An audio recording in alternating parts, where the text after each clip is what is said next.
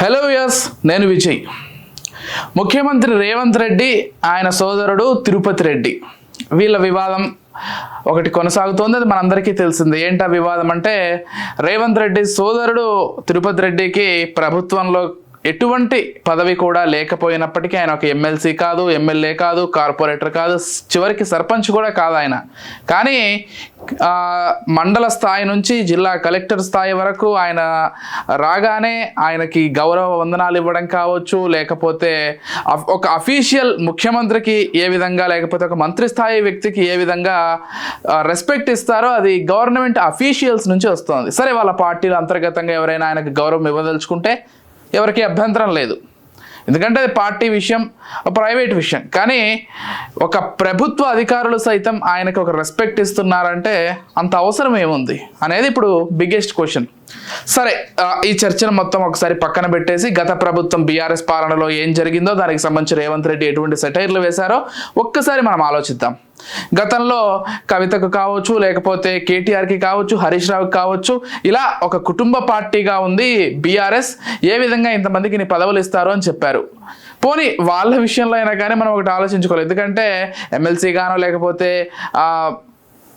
MLA గానో, లేకపోతే Harish Rao MLA గానో గెలుపొందారంటే ప్రజాక్షేత్రంలోకి వెళ్ళారు, నిలబడ్డారు, వాళ్ళ సత్తా ఏంటో ప్రూవ్ చేసుకున్నారు, ప్రజల నుంచి ఆదరణ పొందారు, గెలుపొందారు, తద్వారా పదవులు వచ్చాయి. అదొక చర్చ. కానీ ఇక్కడ మనం చూసుకుంటే రేవంత్ రెడ్డి సోదరుడికి ఏ పదవి కూడా లేకపోయినప్పటికీ ఆయనకు ఇన్ని గౌరవ సత్కారాలు ప్రభుత్వం నుంచి ఎందుకు వెళ్తున్నాయనేది ఇక్కడ పెద్ద క్వశ్చన్.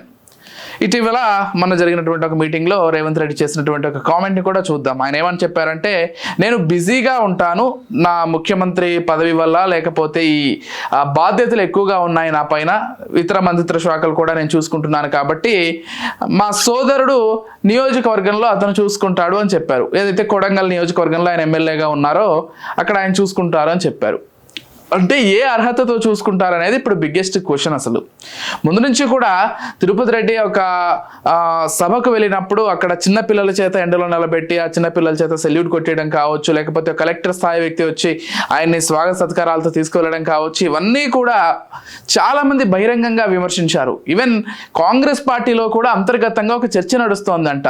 అంటే మన పార్టీకి కానీ, లేకపోతే పదవులకు కానీ ఏమాత్రం సంబంధం లేని ఒక వ్యక్తిని తీసుకొచ్చి ఇంతలా ప్రభుత్వం వైపు నుంచి రాచమర్యాదలు చేయాల్సినటువంటి అవసరం ఏంటి అనేటువంటి ఒక చర్చ ఖచ్చితంగా జరుగుతోంది. మరి దీనికి సంబంధించి రేవంత్ రెడ్డి ఏం సమాధానం చెప్పుకుంటారనేది కూడా మనకు తెలియదు.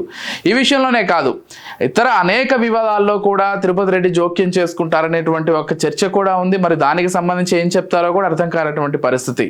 సొంత పార్టీలో వ్యతిరేకత, ప్రజల్లో వ్యతిరేకత, ఈ అంశానికి సంబంధించి ఇంత జరుగుతున్నా కానీ మొన్న మళ్ళీ రేవంత్ రెడ్డి తన సొంత నియోజకవర్గం కొడంగల్ని ఆయనే చూసుకుంటారని చేసినటువంటి కామెంట్.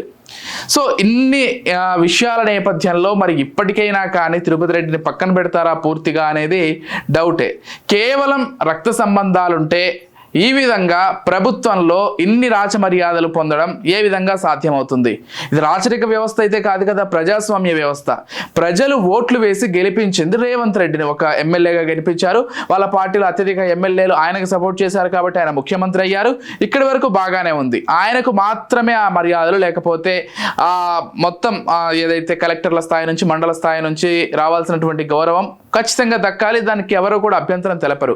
కాకపోతే ఆయన కుటుంబ సభ్యులందరికీ కూడా అదే గౌరవ మర్యాదలు దక్కాలనుకోవడం అనేది కొంత మూర్ఖత్వంగానే భావించాల్సి ఉంటుంది.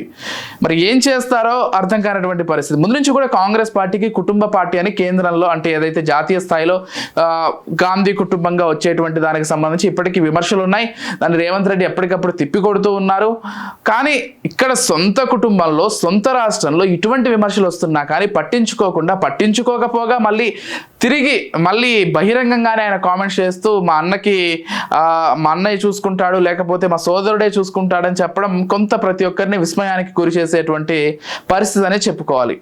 ఇప్పటికైనా కానీ నిజాన్ని తెలుసుకుంటారా, లేకపోతే ఇదే వ్యవహారం కొనసాగుతుందా? ఇవన్నీ కూడా ప్రస్తుతం ప్రశ్నార్థకంగానే ఉన్నాయి.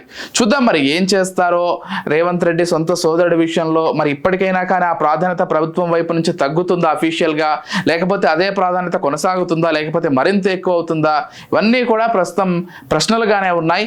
ఇప్పటికైనా తెలుసుకోవాలని అయితే ఒకవైపు ప్రతిపక్షాలు గట్టిగా డిమాండ్ చేస్తున్నాయి. ప్రతిపక్షాలు డిమాండ్ చేయడం కాదు, సూటిగా విమర్శిస్తున్నాయి. ప్రజల నుంచి ఆ విమర్శ కనిపిస్తోంది. చూడాలి మరి అసలు ఇప్పటికైనా మారతారో లేదో అనేది.